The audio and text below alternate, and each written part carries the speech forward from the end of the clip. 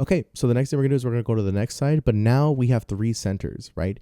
So the more centers we build, the more we have to make sure that our moves are not damaging our progress. That's the most important thing. So now every time we try to pair something in here, we always have to make sure we move it back so that we can fix our red. So we're continuing on and we're looking for, once again, we're building a 1x3 block. So we're looking for a middle piece right here. And I can see there's one right here. It's already paired in a 1x3, but we don't need that yet. So it's okay to break it. So we're going to go ahead and we're going to put that edge in. Once we insert it in, you can see that we damaged our red. So we're going to move this vertically and then we're going to move it back up. And that's going to make our first 1x3.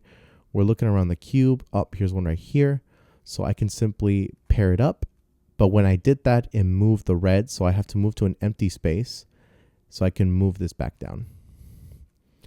And once again, it's made a 1x2. I'm looking around. Here's a corner right here. I can insert it. And now that I've paired it up together, you can see that this is damaged. So I need to move this out of the way to an empty spot so I can move this back. And you can see when we hold our pieces vertically, it doesn't damage any progress.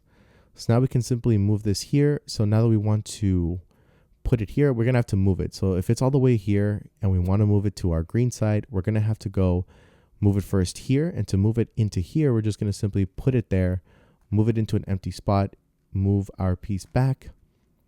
We could do it again. So we're going to move this bar in here.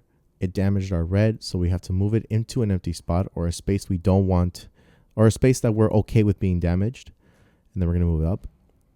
And here's our piece. We can simply move this up, move it out of the way, move this back down to make sure our red is staying good.